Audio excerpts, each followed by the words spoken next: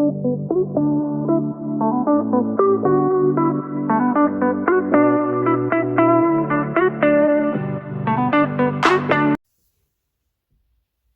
my friends. My name is Sana.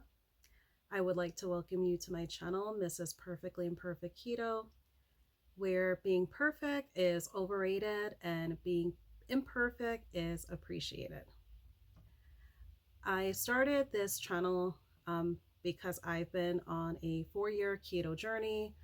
I have gotten a lot of encouragement throughout those years from the keto community and friends that I've made along the way. A lot of them felt that my story needed to be shared because just like my channel is named, it was perfectly imperfect. I'm going to look down a few times as I wrote down some notes to kind of keep myself on track so this video doesn't end up being forever long, as well as to make sure that I don't leave out any topics that I wanted to mention about my journey so far. So as I said, I've been on this keto journey for 4 years now. My start date was January 5th of 2019. At that point in time, I weighed 283 pounds. I was able to quickly adapt to keto. The one benefit that I had was I was not very much of a sweets craving type of person. I was more interested in savory foods. So I did have an issue, when it came to savory items, such as when it came to like potatoes for a side dish. I absolutely loved having potato when it came to baked potatoes, especially. So there was a lot of savory items that were very high in carbs that was a little bit tricky at first until I was able to find alternatives to fit those needs. But for me, it was a very easy transition. I was someone that was diagnosed with polycystic ovarian syndrome, which is also referred to as PCOS. So that was one of the main reasons why I had gotten started with a ketogenic lifestyle, but also my family also needed to make changes. So that was my main drive, was to get our family established with a eating lifestyle that would be very easy for us, wouldn't be too big of a change like a lot of other diets that I had looked into were very restrictive, and they did not really make all that much sense to me because it still included a lot of very heavily processed, as well as a lot of very sugar filled products.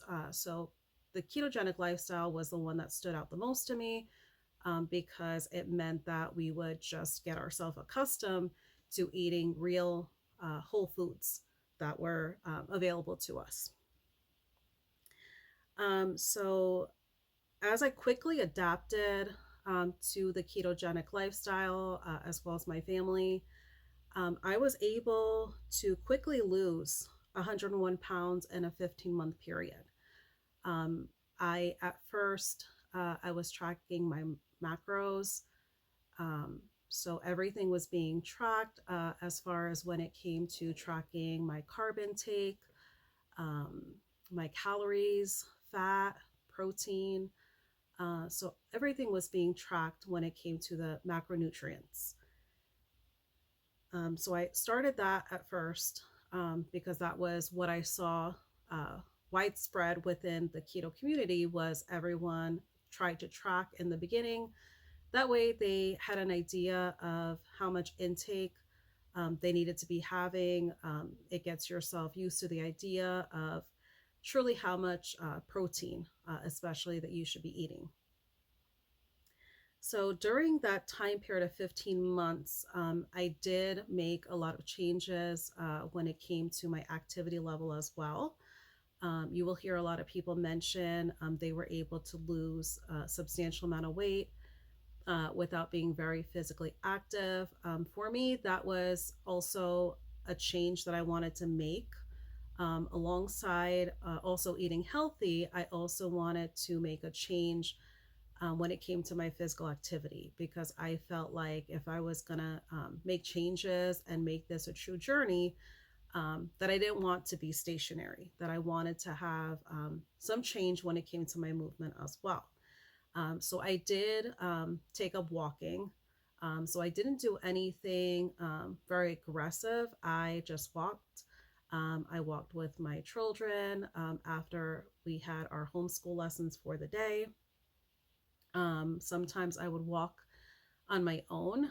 When my husband came home from work, I would give that as some me time, and I would simply just listen to music and just walk. And sometimes before I knew it, I went from walking 1 to 2 miles a day to getting in the real groove of things and ending up walking 5, 6 miles at times.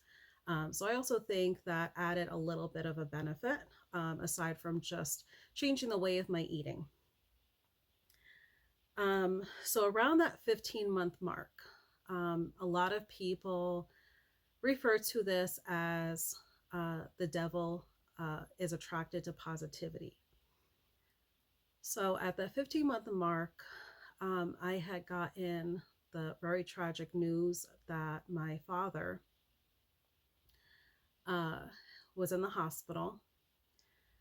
He had contracted, as well as my mother and my brother, they all live within the same household.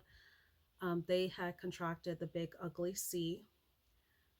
This had happened April of 2020, and unfortunately, he had passed. It was very heartbreaking and very tragic for me because he lived in New Jersey and here I was in Florida. At that time, everything was still early on with the big ugly C. There was still a lot of knowledge that was being learned from the medical community.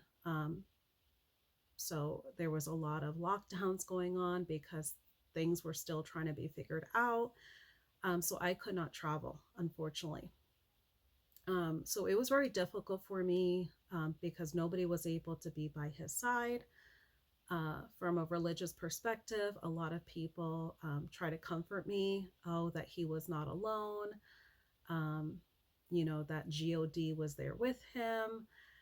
But still, when you go through a loss like that, especially the loss of a parent, those things don't come to your mind. In that moment of time, you cannot see things from a religious perspective. You are just heartbroken. Um, you're tragically heartbroken.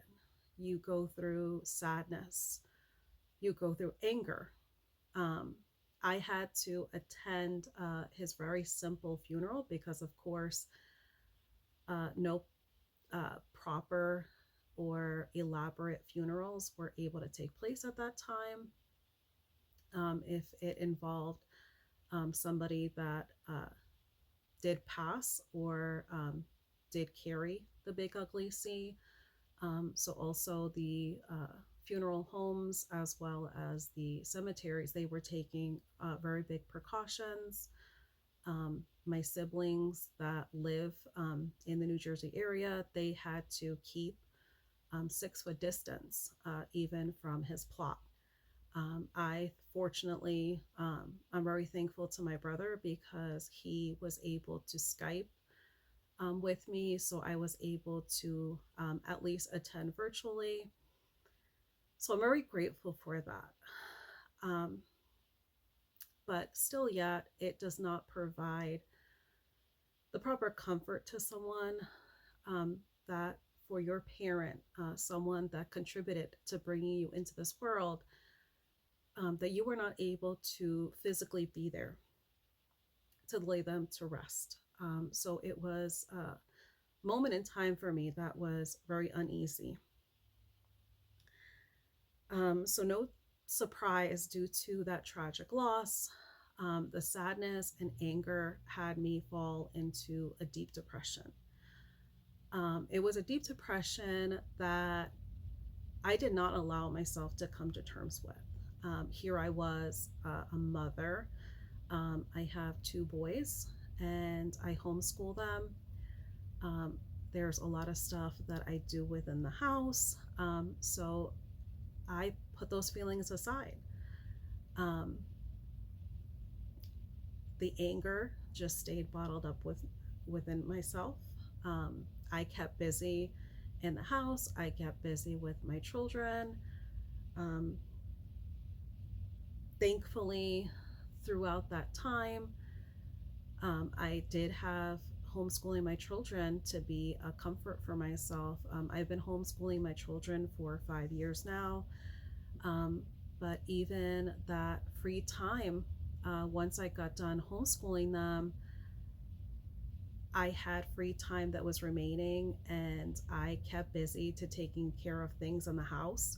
I would repeat clean things, just to find anything to occupy my time, just so I did not have to deal with those feelings and those emotions that I was going through. Um, I got the idea, even though I had already so much on my plate, I figured, well, a lot of people, due to the big ugly C, are working from home. So I figured, what better way to fill that empty time than to get a job? So 6 months later, after my father's passing, I applied for different positions. I quickly got hired for a company that I was able to do it virtually. But I will tell you, the job, I went into this employment knowing that it would be a very volume filled, as well as a very stressful and a very time consuming position. Where basically I knew going into it that it would give me the opportunity to not have any downtime at all. The training was very aggressive.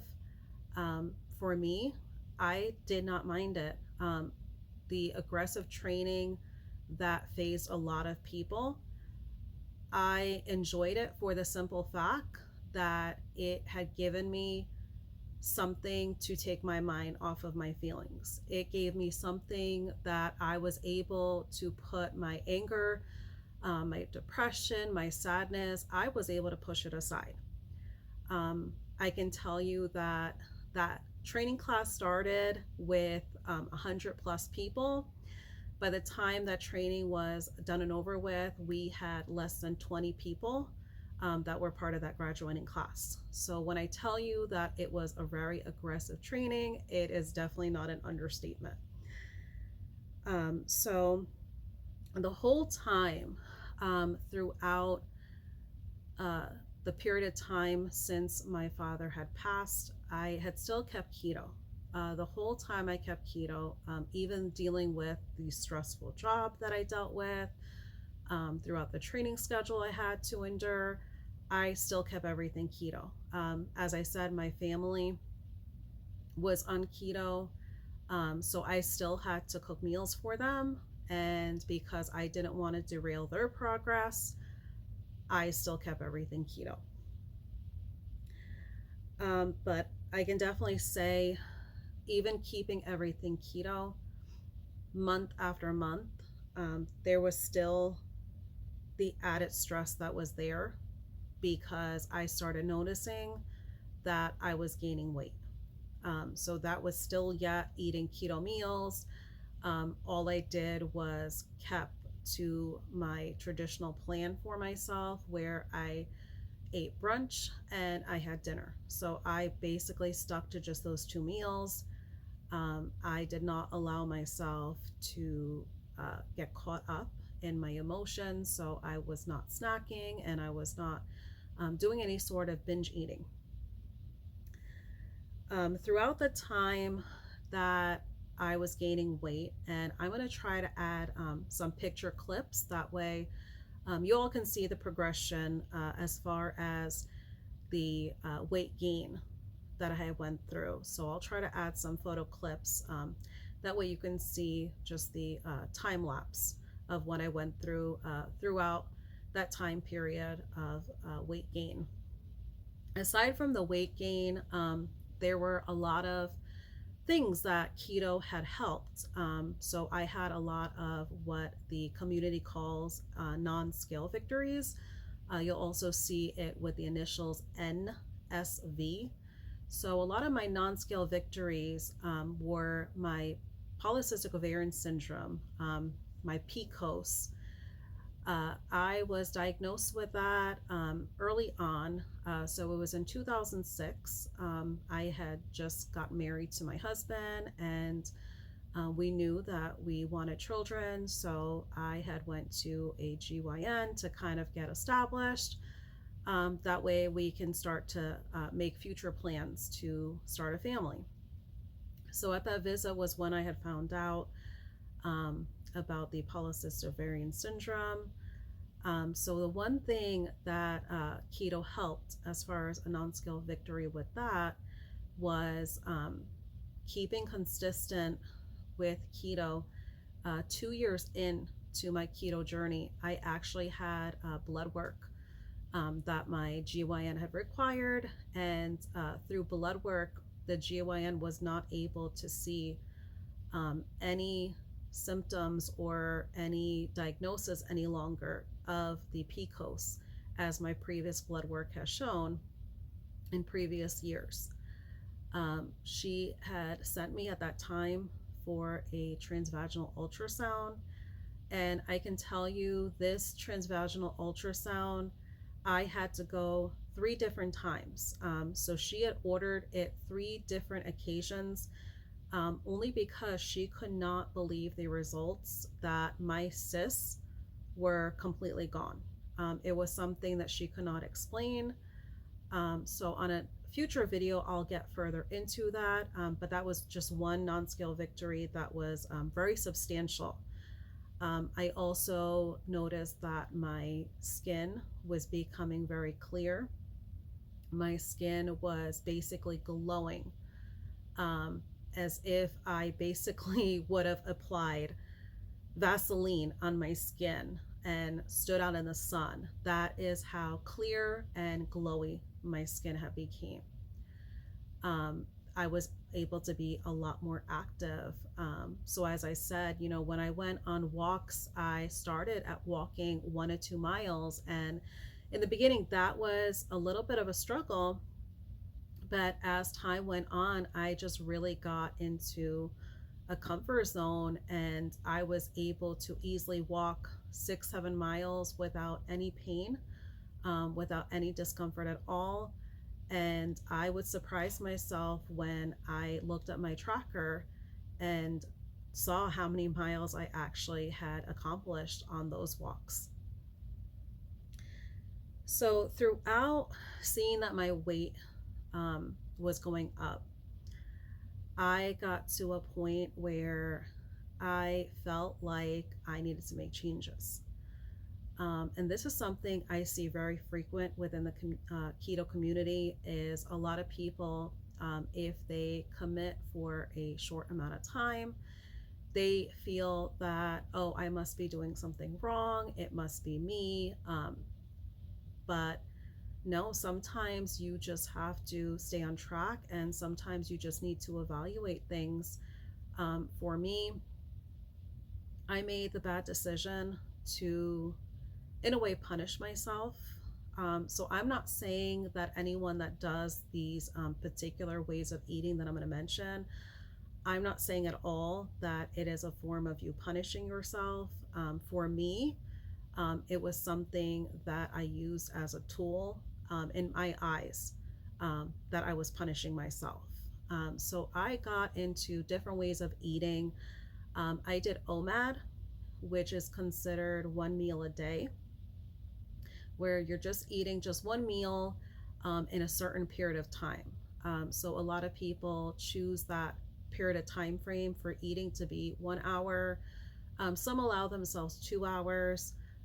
For the most part, I have not really seen anybody want to go beyond the 2 hour mark, because then it leaves too much window of opportunity to just binge eat, because you have gone a long period of time, 20+ hours without eating. I also did ADF, which is alternate day fasting, where you basically just fast one complete day and you don't eat until the next day. That also involves tracking as well, because you want to make sure that you're getting enough calories in for that day that you're going to basically refeed. Um, and that way, things will balance out and you will not do that way of eating in a dangerous manner.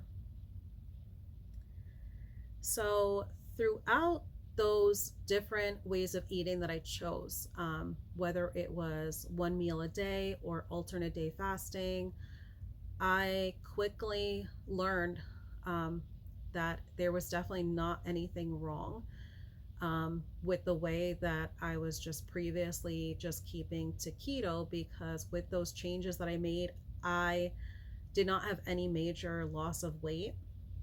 If anything, I was still tossing around the same 1 to 2 pounds. If not, my body sometimes was letting off like 0.2 pounds.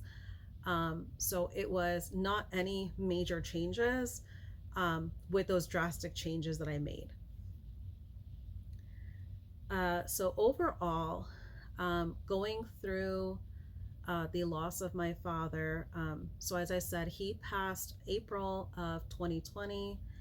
And overall, between April of 2020 up until when I actually I was doing my weigh-ins, as I had noticed my weight had gone up.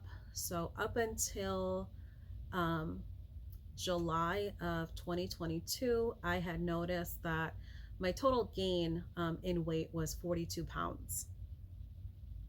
So for a lot of people, that would not seem like a big deal to take on 42 pounds. For me, I was really torn up about it because I did have a complete weight loss of 101 pounds. So to gain 42 pounds back of it, for me, I saw myself, only because I was in a deep depression. I saw myself as a failure because of that. A lot of people would still applaud themselves because still yet I still maintained throughout that time 59-pound loss. So there was the temptation of getting weight loss surgery. I had a lot of friends and acquaintances that I have on Facebook. They went the route of getting weight loss surgery. Um, each one of them had a different testimony to be told. A lot of them were very happy with it. Some of them, they were happy, but then they were disappointed because they had the issue of losing so much weight, uh, and they weren't able to tone within that point of time, that their body was just losing the weight or the fat so quickly. So they had the issue of not being able to tone because they were also very much in their recovery stage. So they have the issue right now of a substantial amount of loose skin.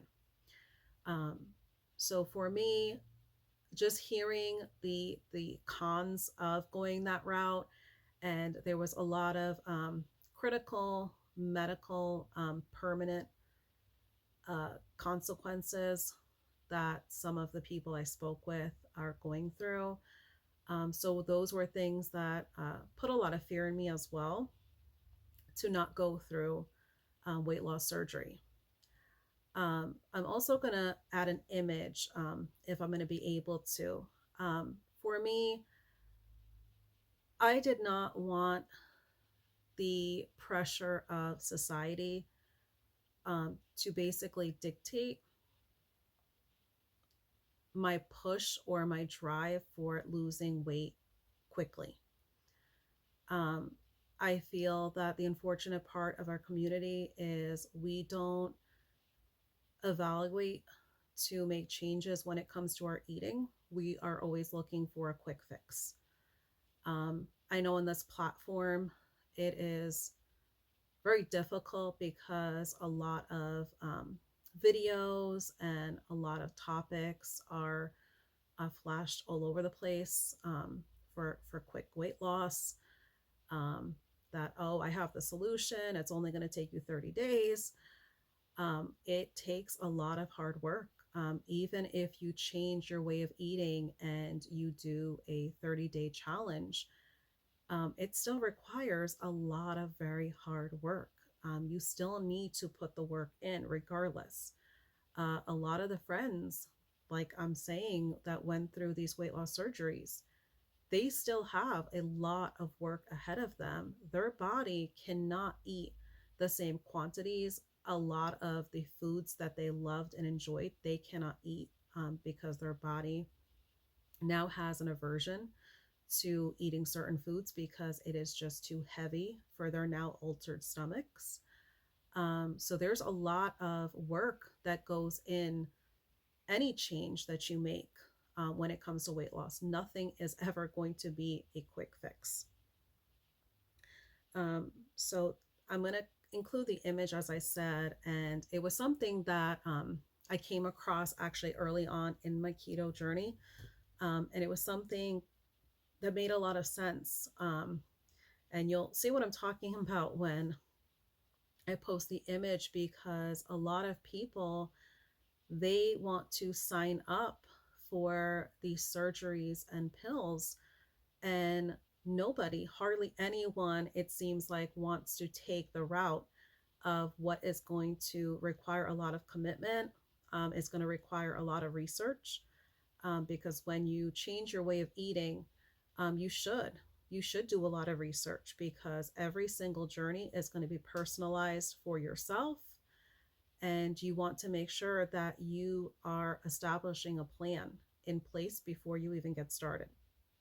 That way, if you have anything that you encounter, if there is something that is like a downfall, a lot of people go through keto flu, for instance. And if you had allowed yourself to take some time to do some research before you dive in to this way of eating, you might have been able to allow yourself some knowledge on how to get through something such as the keto flu. So I mainly did not want to go the surgery route, because in all of this, even despite the depression that I went through, my mentality from the very beginning was I wanted to be my own hero.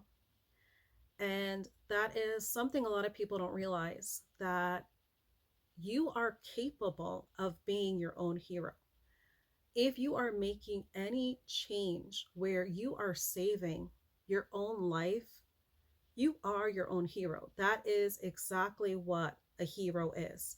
Someone that is life saving. So you are very much capable of being your own hero. I did not want a doctor or a surgeon to take credit for something so substantial. I wanted to be able to be my own hero. I did not want to be a doctor's statistic for yet another successful weight loss surgery that he accomplished. I wanted to be able to have that victory for myself.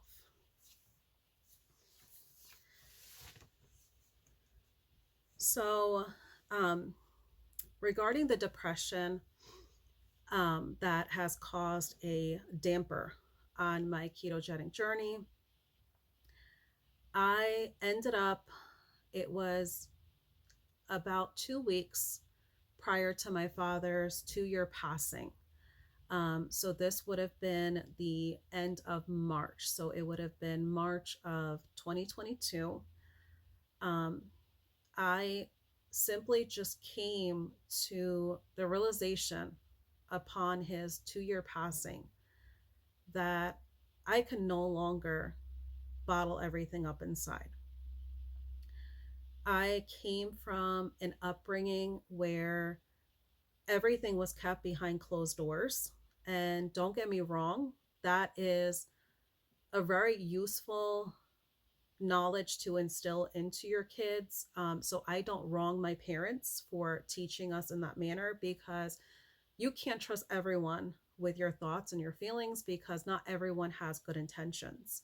So I wholeheartedly understand why they taught us in that manner. It does make it difficult though, because when you go through something such as depression and anger and sadness and tragedy, you have to almost teach yourself that it's okay. It is okay to speak with someone. It is okay to seek therapy, to seek help, to seek guidance, how to basically maneuver through those feelings, um, to not feel like it's going to be a burden to dump those thoughts or those feelings on a family member, or that if you were to seek therapy, that it will not help. I can absolutely assure you it does help. That is the main reason why I wanted to discuss so much of this within my intro video, because as my channel is named, my journey was imperfectly perfect. I was able to seek help from a therapist. And I will definitely say, if you are going to take the route of seeking therapy, and you start off with therapists and you feel like, oh my gosh, I'm not getting any help. Um, this therapist just makes me feel like they don't care what I'm saying to them. Um, they're not talking through this with me. I feel like, they're just listening to me because it's just their job. You have not found the right therapist for you then. Just as it's said within the keto community, if your doctor does not support your way of eating or the lifestyle that you choose, that doctor works for you. Feel free to fire that doctor. So I will say the same thing when it comes to a therapist. Find a therapist that is the right fit for you. Do not give up. Even if you do it as a telehealth option, they are completely understandable that if you speak with a therapist, give it more than the one time, because the first discussion is a lot of ground information of that therapist, trying to find out exactly, what you're going through. And they're basically filling out a questionnaire on their end of what emotions you're working through, if there's something that caused you to go through these emotions and these feelings, what your sleep pattern is like. Is your sleep getting affected? Is your eating getting affected? So there's a lot of groundwork. So I would say give it a few visits to really kind of get to the point where it is discussion that's taking place, like full on therapy. And if at that point in time, if you truly like that therapist is working the right way for you, um, definitely seek a different therapist. Know that you have that option. So after going through 4 months of therapy, so I went through therapy from the point of March, the end of March, up until June of 2022. So throughout that time, I was able to get a lot of helpful tools. One of them that I found very helpful was to journal, because I did not want to just rely on just the therapist to make myself feel better. I wanted tools and resources that I was able to adapt to. That way I can be able to eventually become self-dependent. Journaling helped a lot. I can definitely tell you, as I journaled, the tears were just flowing. Sometimes I didn't even realize the tears were flowing, because whatever I was putting down on paper was things that I kept bottled up for so long. So journaling is a huge help. If you feel like you're someone that could not ever see yourself journal, trust me, just get a notebook and just get yourself started. And before you know it, you will have several pages written down, because that is exactly how I felt about it. I felt to myself that I could not be someone that could put it all down on paper, because in a way, I felt like it was going to be wasted time.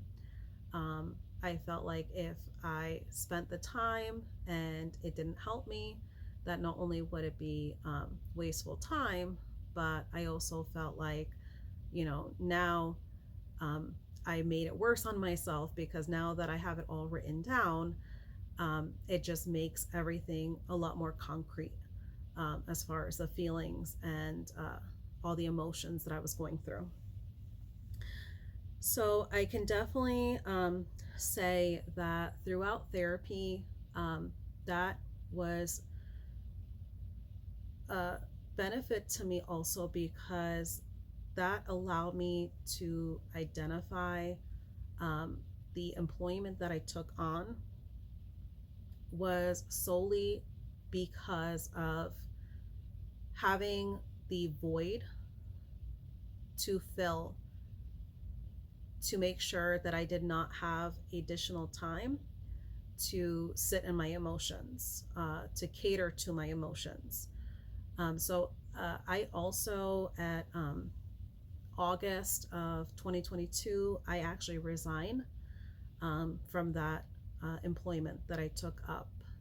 It was just becoming very stressful for me. It was also taking away from a lot of family time that I should have been able to benefit from, especially when I was going through the recovery stages of getting help through therapy. Um, as I was feeling better about myself, and feeling better about my emotions and feelings, the job started becoming another burden and another stress that came to light. So I also left that job, because as I was healing my complete mental health, I also needed to heal myself from that stressful job as well. Um, the monetary value of that employment uh, was a perk, but I also had it to take the realization that my life value was more important than any monetary value. I will always be able to find employment. So I could not, throughout that time period of trying to gain my true self back, I could not put that monetary value before my self value. So that was something that I gained throughout going through the therapy, was that that job just, it was not good for me at that time. So going through therapy and utilizing the tools throughout therapy, starting 4 months after therapy had came to a close, the scale started budging. Um, the only reason why I went on the scale was because I was starting to feel different, um, within my clothes, within my movement. I started to feel very different. So that's what encouraged me to go on the scale. So throughout the time period of August of 2022, when I started to notice my change in feelings and the changes within the scale. So from August of 2022 through December of 2022, the scale had budged in the amount of 12 pounds. So 12 pounds might not be a lot to some, but someone that went through a 42-pound weight gain, that was huge for me. Um, Not having any movement in the downward position when it came to the scale, and now having movement after a 2-year period, that was huge for me. Um, to me, it was a complete victory to not only go through the therapy and to now have the scale budge, but going through what I went through, it allow me to now be able to have the tools within myself that, if I was ever able to go through a sad period of time, um, any sort of tragedy, I now have the skills that I have gained through going through this ordeal for over 2 years now. I know how to maneuver through tragedy. I know how to maneuver through depression.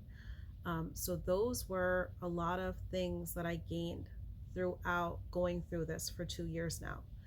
So I have no regret to the way my journey went throughout these 2 years.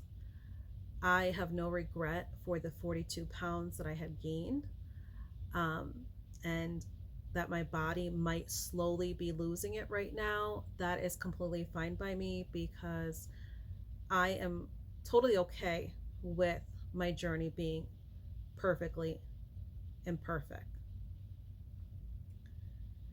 So, getting to my way of eating currently right now, I actually, in the beginning of January, so starting from January 1st of this year, 2023, I have never done what is called the triple B and E challenge.